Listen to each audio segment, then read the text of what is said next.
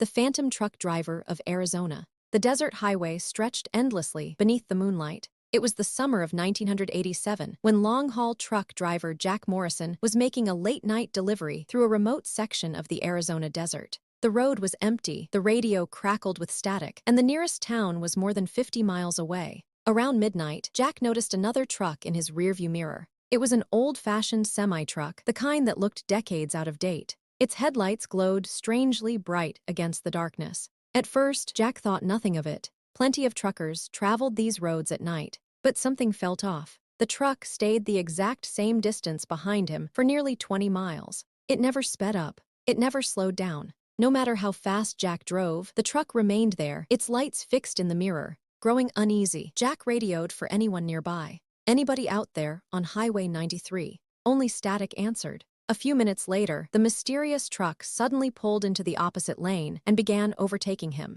As it passed, Jack glanced toward the cab. His blood ran cold. There was no driver. The steering wheel turned slightly as if invisible hands controlled it, but the driver's seat was completely empty. Jack slammed on the brakes. The Phantom truck continued forward without slowing. Its taillights faded into the darkness ahead. Shaken, Jack stopped at a truck stop just before dawn and told other drivers what he had seen. The room went silent. An older trucker sitting in the corner slowly nodded. "You saw him," he said. The old man explained that decades earlier, a truck driver named Earl Dawson had died on that same highway. According to local stories, Earl had been hauling supplies through a violent dust storm when another vehicle crossed into his lane. To avoid a collision, he swerved off the road and crashed into a ravine. People said his truck was never fully recovered. Since then, travelers had reported seeing an old semi-truck appearing late at night on lonely stretches of Arizona highway. Witnesses described the same details: an outdated truck, impossibly bright headlights, and a cab that seemed empty.